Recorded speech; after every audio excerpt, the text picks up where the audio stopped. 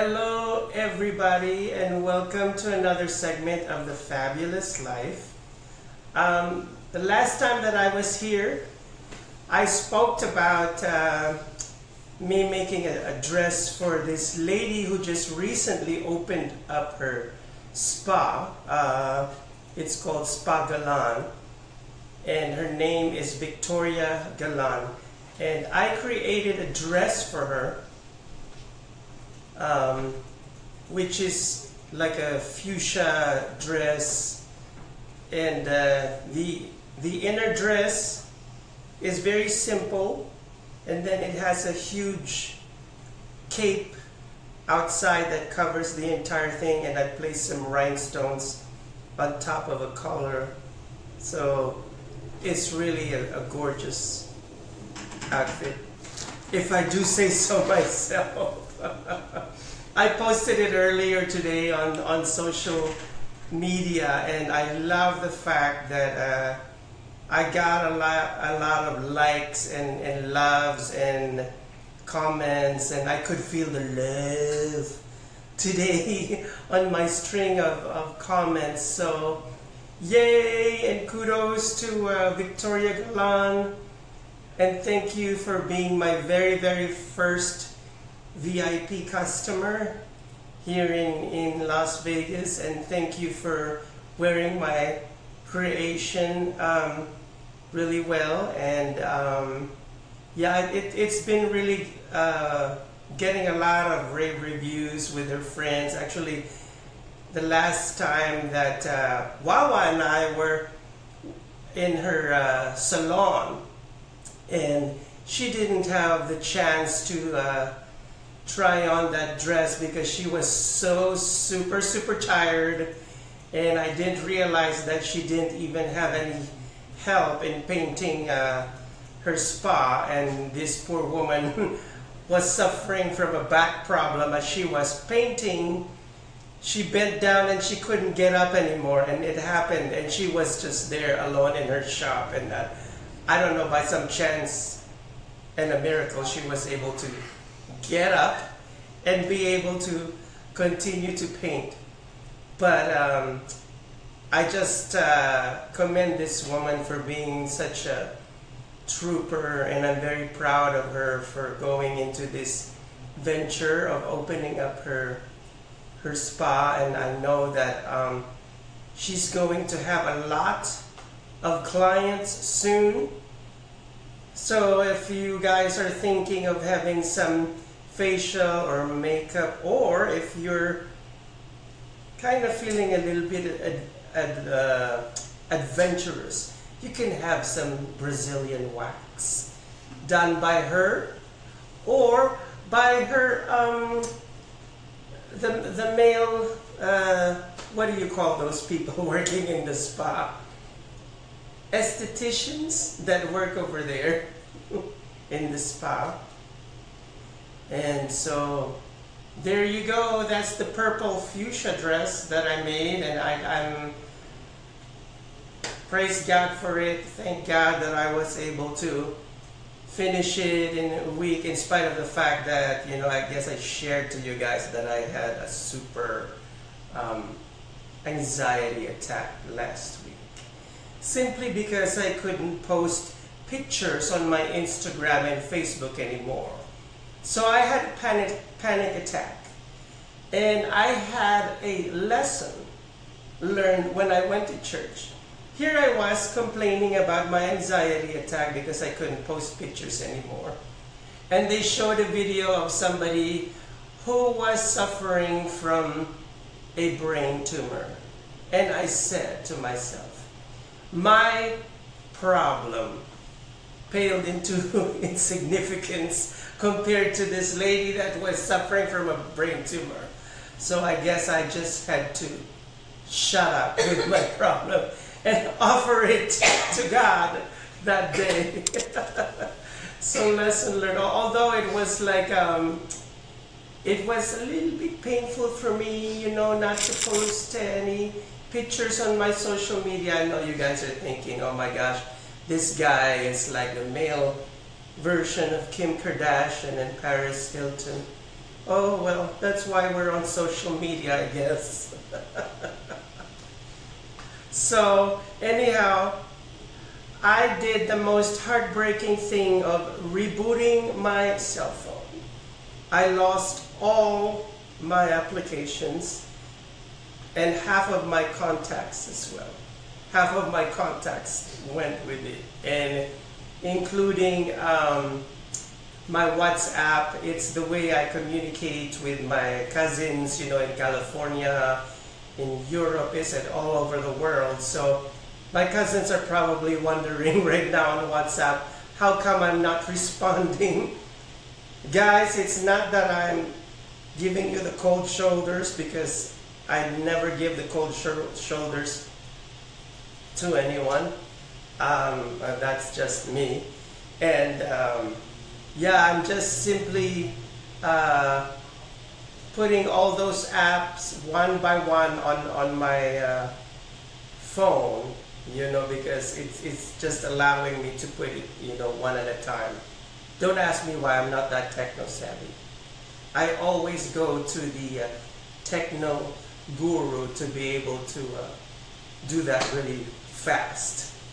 So, anywho, if you guys would like for me to create a one-of-a-kind outfit for you, just send me a private message on my Facebook or Instagram. And right now, I'm really sorry, and I do apologize if you're from out of town, let's say the Midwest, or from back east. Like right now, I don't have the power to be able to make dresses for people over there. I know there was one friend of mine on Facebook who wanted me to make a dress for his wife.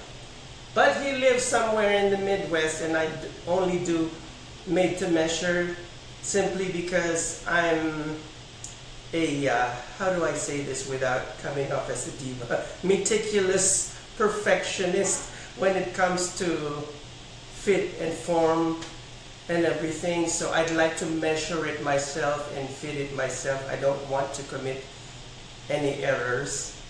And I guarantee you that usually in the first fitting there are errors, but I see to it that I can fix those mistakes, and that's the reason why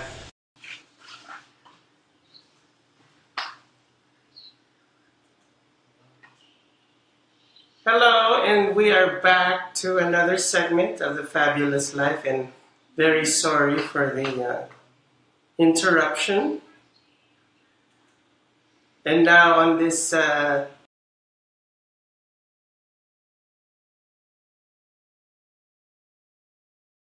John is an employee at one of the most famous firms in the city of New York, so his job is very hectic, and he realized that it is necessary for him to go and finally take a vacation. But he went on a vacation without planning out the details, and wasn't able to truly enjoy where he went because he had to think about so many things that he didn't plan for. Instead of enjoying his time away from work, he came back with more stress that he was not able to take full advantage of his vacation.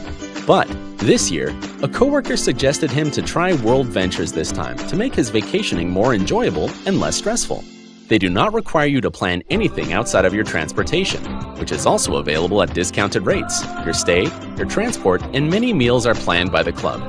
John liked the idea very much. He tries World Ventures, and his experience with the club was amazing, as he made many friends there with whom he had a great time.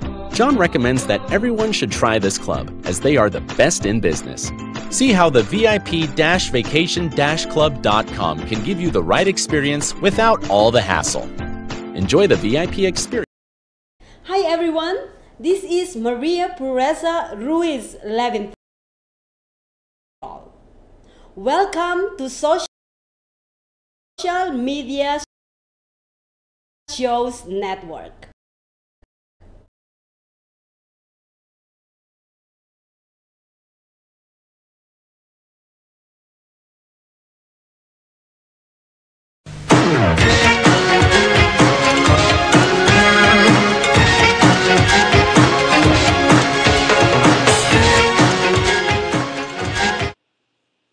Hello everyone, hello fabulous you and welcome to another segment of the Fabulous Life.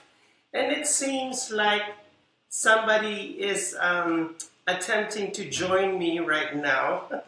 Nala the Black Cat.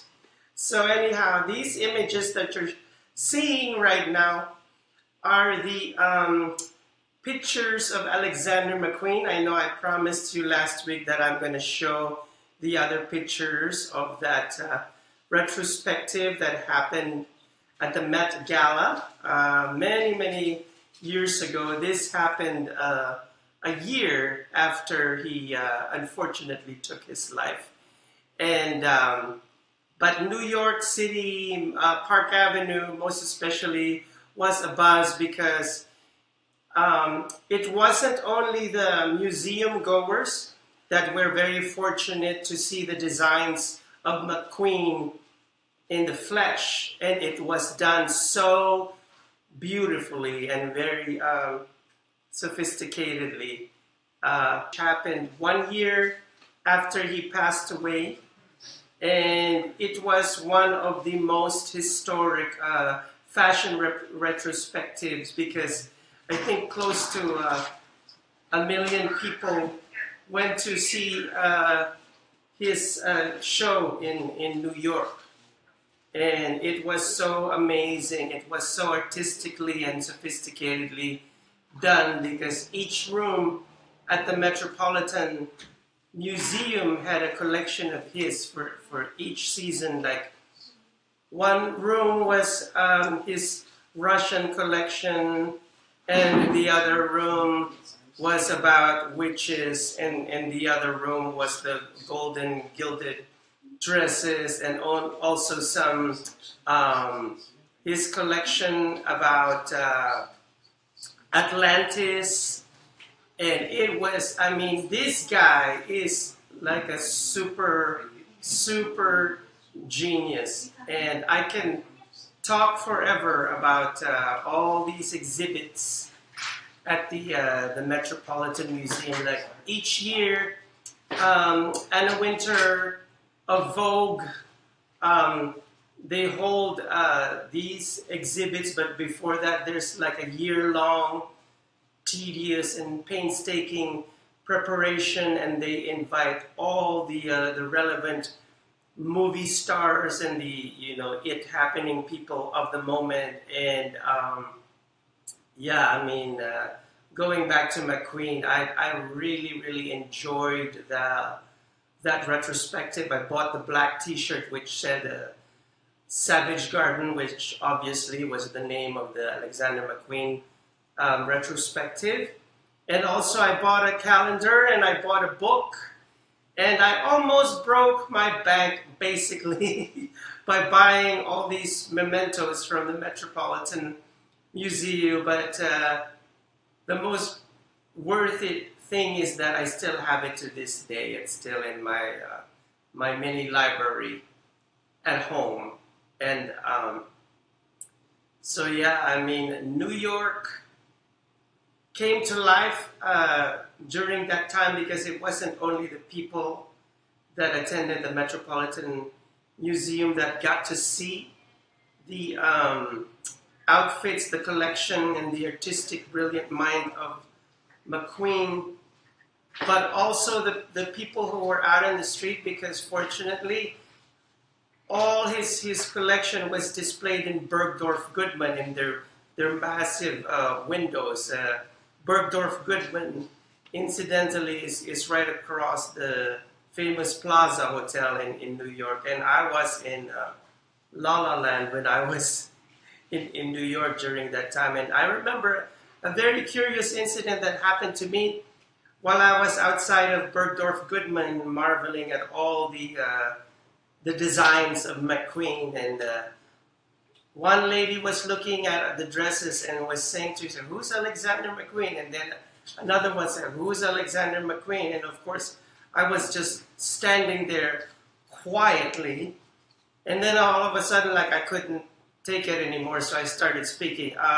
If you don't know who Alexander McQueen is, that is the artistic genius who just committed suicide last year, and he designed all the outfits basically of Lady Gaga, made him really, really famous with his lobster shoes and his out of this world collection and all that. And most especially if you watch the Bad Romance video of Lady Gaga, that's all McQueen from top to bottom.